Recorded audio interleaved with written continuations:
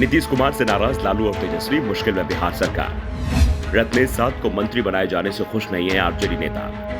मंत्रिमंडल विस्तार में नीतीश ने नहीं लिया आरजेडी नेताओं की सलाह। जीतन राम मांझी के बेटे डॉक्टर संतोष सुमन ने नीतीश मंत्रिमंडल से इस्तीफा दिया तो दावा किया गया कि अब नीतीश कुमार अपनी कैबिनेट का विस्तार करेंगे। एक साल पहले जब सरकार बनी थी उसके बाद से ही 3 मंत्रियों के इस्तीफे हो चुके थे, जिसमें से 2 मंत्री आरजेडी और 1 हमसे था।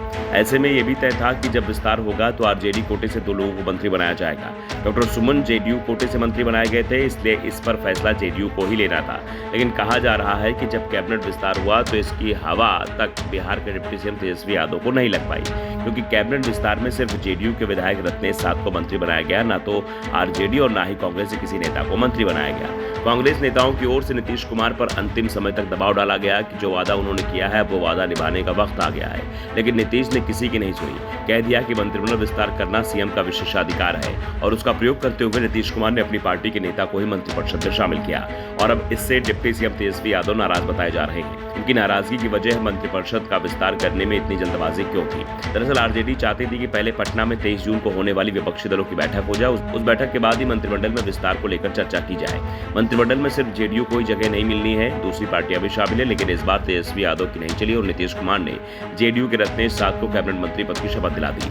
रत्नेश साथ तो इससे काफी खुश दिखाई दे रहे हैं, लेकिन कांग्रेस कैंप में सबसे ज्यादा मायूसी दिख रही है, तो तेजस्वी यादव नाराज बताए जा रहे हैं। फिलहाल तो लालू यादव के दबाव के चलते आरजेडी का कोई भी नेता मंत्रिमंडल विस्तार को लेकर बयान नहीं दे रहे हैं, लेकिन यह साफ है कि आरजेडी और जेडीयू में इसे लेकर तनाव आ गया है। लेकिन 23 जून की बैठक के चलते आरजेडी नेता खामोश दिखाई दे रहे हैं, क्योंकि 23 जून को पटना में होने वाली विपक्षी दलों की बैठक में नीतीश के साथ लालू यादव का भी बहुत कुछ दांव पर लगा हुआ है। बीजेपी के खिलाफ विपक्षी दलों को एकजुट करने की मुहिम में भले ही नीतीश कुमार जुटे दिखाई दे रहे हैं, लेकिन इसके पीछे सबसे बड़ी रणनीति लालू प्रसाद यादव की ही मानी जा रही है। दावा तो यहाँ तक किया जा रहा है कि नीतीश कुमार से मुलाकात के लिए पहले ना तो सोनिया गांधी तैयार थी और ना ही मल्लिकार्जुन खड़गे, लेकिन लालू के दबाव में ही नीतीश की दोनों नेताओं से बैठक हुई।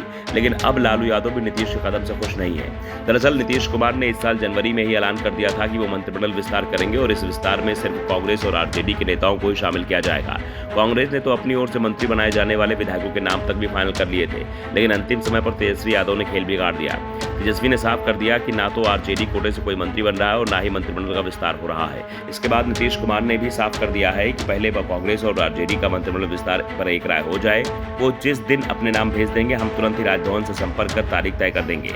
आरजेडी और कांग्रेस के बीच तो एक राय नहीं बन पाई, लेकिन नीतीश कुमार ने अपने नेता रत्नेश साथ को जरूर मंत्री पद की शपथ दिला दी, जबकि कांग्रेस और आरजेडी के नेता देखते ही रह गए। अब देखना है कि आरजेडी की नाराजगी नीतीश कुमार पर कितनी भारी पड़ती है। Bureau report, the such India.